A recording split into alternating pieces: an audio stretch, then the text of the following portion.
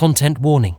This video contains a modified name for one of the characters, the cat that has been renamed as Onyx. In the original source material, this character's name included a term that is now widely considered offensive and unacceptable. As the creator of this channel, I strive to present stories faithfully, while also being mindful of evolving societal values. Therefore, I have made the decision to change this particular name to something more appropriate for contemporary audiences in 2024.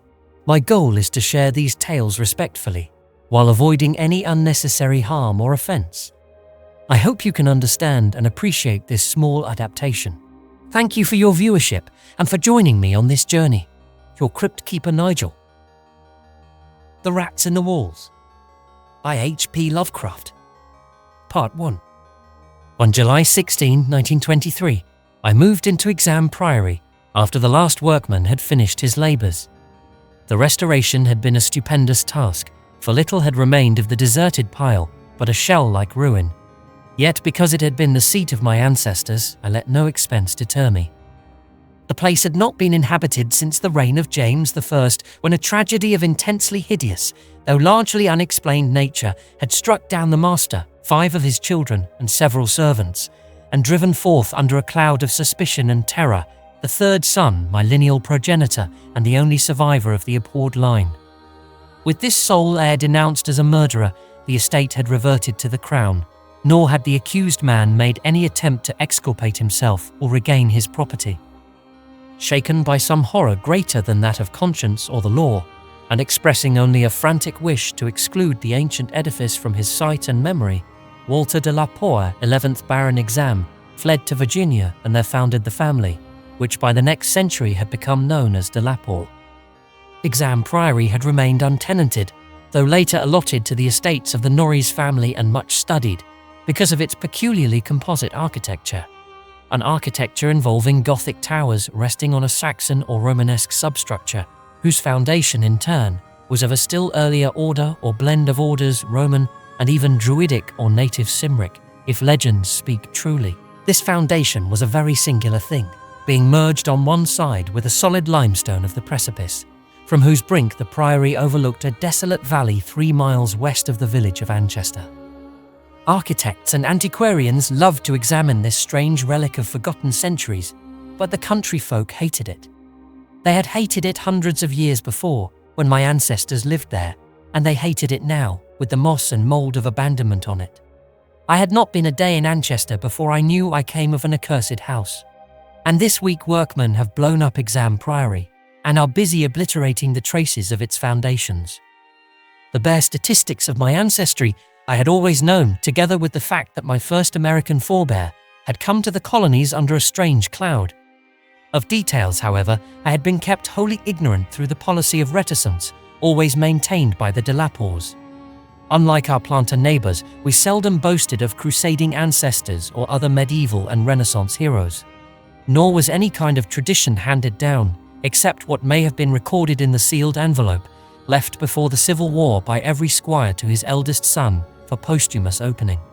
The glories we cherished were those achieved since the migration, the glories of a proud and honourable, if somewhat reserved and unsocial Virginia line. During the war, our fortunes were extinguished and our whole existence changed by the burning of Carfax, our home on the banks of the James. My grandfather, advanced in years, had perished in that incendiary outrage, and with him the envelope that bound us all to the past. I can recall that fire today, as I saw it then at the age of 7, with the Federal soldiers shouting, the women screaming, and the Africans howling and praying. My father was in the army, defending Richmond, and after many formalities my mother and I were passed through the lines to join him. When the war ended, we all moved north, whence my mother had come, and I grew to manhood, middle age, and ultimate wealth as a stolid Yankee. Neither my father nor I ever knew what our hereditary envelope had contained, and as I merged into the greyness of Massachusetts business life, I lost all interest in the mysteries which evidently lurked far back in my family tree. Had I suspected their nature, how gladly I would have left Exham Priory to its moss, bats, and cobwebs. My father died in 1904, but without any message to leave me, or to my only child, Alfred, a motherless boy of 10. It was this boy who reversed the order of family information, for although I could give him only jesting conjectures about the past, he wrote me of some very interesting ancestral legends when the late war took him to England in 1917 as an aviation officer. Apparently the de la Poers had a colourful and perhaps sinister history, for a friend of my son's, Captain Edward Norreys of the Royal Flying Corps, dwelt near the family seat at Anchester and related some peasant superstitions, which few novelists could equal for wildness and incredibility. Norreys himself, of course, did not take them seriously, but they amused my son and made good material for his letters to me. It was this legendary which definitely turned my attention to my transatlantic heritage and made me resolve to purchase and restore the family seat, which Norreys showed to Alfred in its picturesque desertion and offered to get for him at a surprisingly reasonable figure, since his own uncle was the present owner.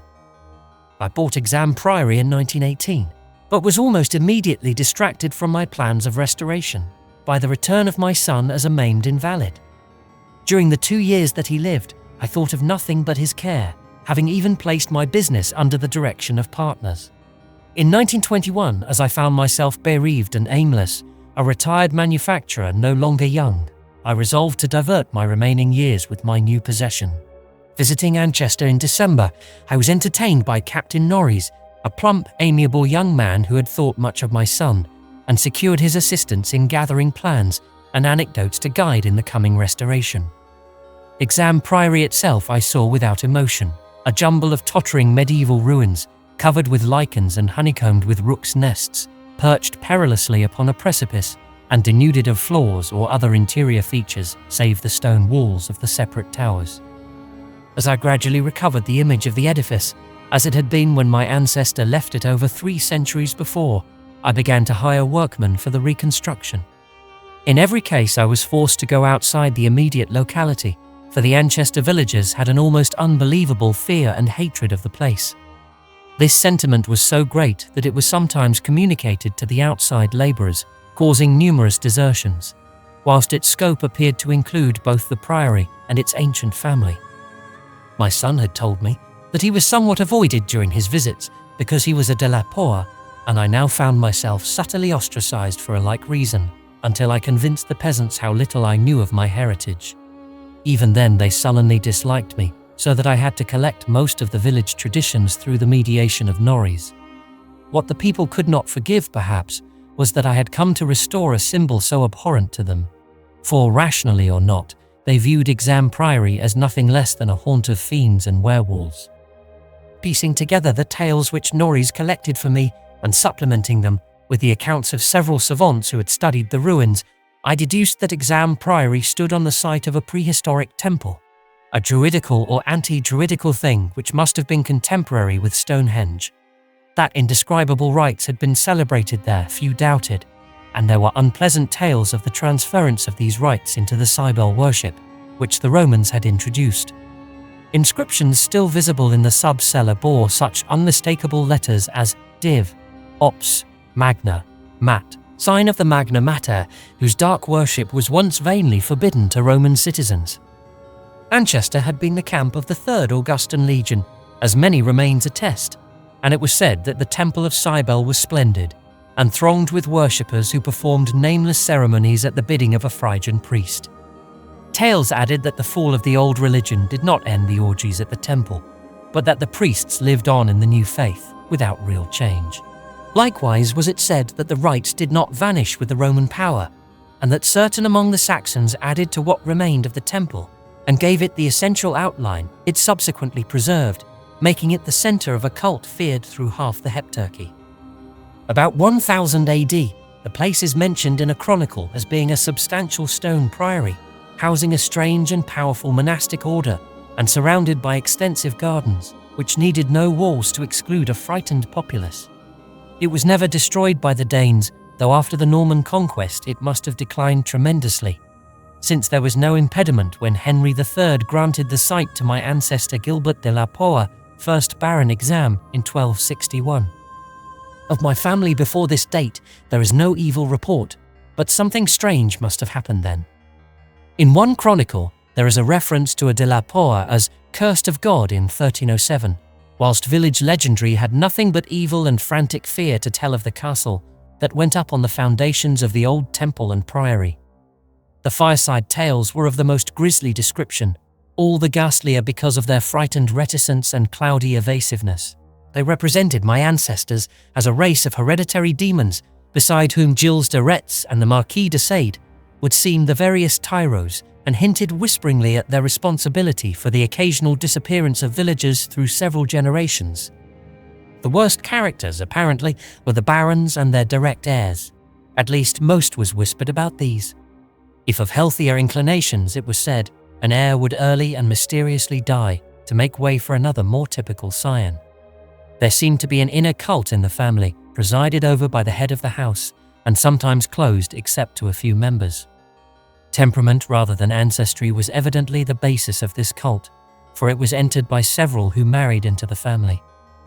Lady Margaret Trevor from Cornwall, wife of Godfrey, the second son of the 5th Baron, became a favourite bane of children all over the countryside, and the demon heroine of a particularly horrible old ballad, not yet extinct near the Welsh border. Preserved in balladry too, though not illustrating the same point, is the hideous tale of Lady Mary de la Poer, who shortly after her marriage to the Earl of Shrewsfield was killed by him and his mother, both of the slayers being absolved and blessed by the priest, to whom they confessed what they dared not repeat to the world. These myths and ballads, typical as they were of crude superstition, repelled me greatly.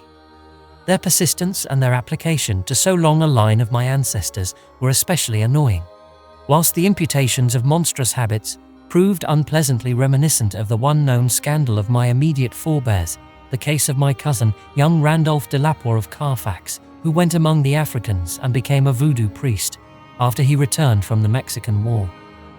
I was much less disturbed by the vaguer tales of wails and howlings in the barren wind-swept valley beneath the limestone cliff, of the graveyard stenches after the spring rains, of the floundering, squealing white thing on which Sir John Clave's horse had trod one night in a lonely field, and of the servant who had gone mad at what he saw in the priory in the full light of day.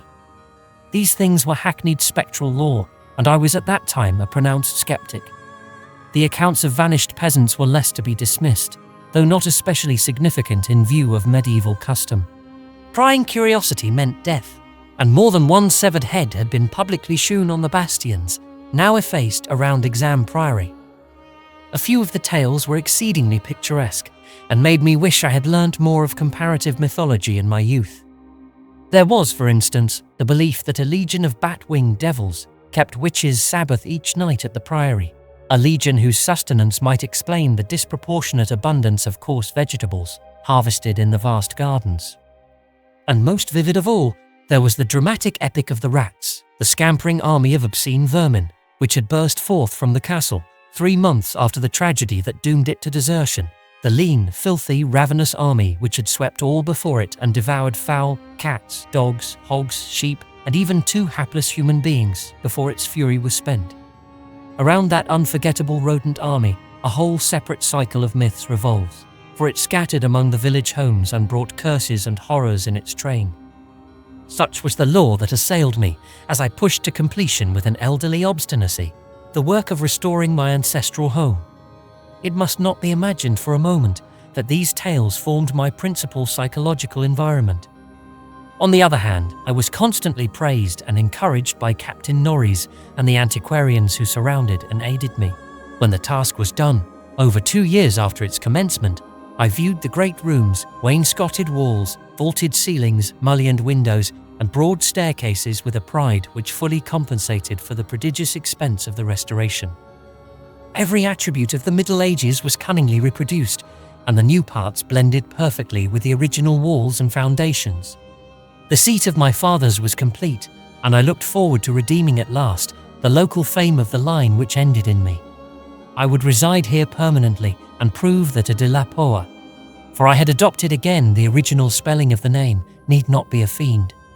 My comfort was perhaps augmented by the fact that, although Exham Priory was medievally fitted, its interior was in truth wholly new and free from old vermin and old ghosts alike. As I have said, I moved in on July 16, 1923. My household consisted of 7 servants and 9 cats, of which latter species I am particularly fond. My eldest cat, Onyx, was 7 years old and had come with me from my home in Bolton, Massachusetts. The others I had accumulated whilst living with Captain Norrie's family during the restoration of the Priory. For 5 days our routine proceeded with the utmost placidity, my time being spent mostly in the codification of old family data. I had now obtained some very circumstantial accounts of the final tragedy and flight of Walter de la Poer, which I conceived to be the probable contents of the hereditary paper lost in the fire at Carfax. It appeared that my ancestor was accused with much reason of having killed all the other members of his household, except 4 servant confederates in their sleep about 2 weeks after a shocking discovery, which changed his whole demeanour, but which, except by implication, he disclosed to no one save perhaps the servants who assisted him and afterward fled beyond reach. This deliberate slaughter, which included a father, 3 brothers and 2 sisters, was largely condoned by the villagers and so slackly treated by the law that its perpetrator escaped honoured, unharmed and undisguised to Virginia. The general whispered sentiment being that he had purged the land of an immemorial curse. What discovery had prompted an act so terrible, I could scarcely even conjecture.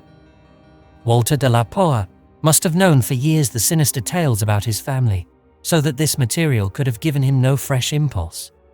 Had he, then, witnessed some appalling ancient rite, or stumbled upon some frightful and revealing symbol in the Priory or its vicinity? He was reputed to have been a shy, gentle youth in England. In Virginia, he seemed not so much hard or bitter as harassed and apprehensive. He was spoken of in the diary of another gentleman adventurer, Francis Harley of Bellevue, as a man of unexampled justice, honour and delicacy. The secrets of Exham Priory are just the beginning. Are you brave enough to explore more? Join us for the second part of this dark mini-saga, and don't forget to subscribe to Tales from the Cryptkeeper, where AI meets unspeakable horror. Your next nightmare awaits.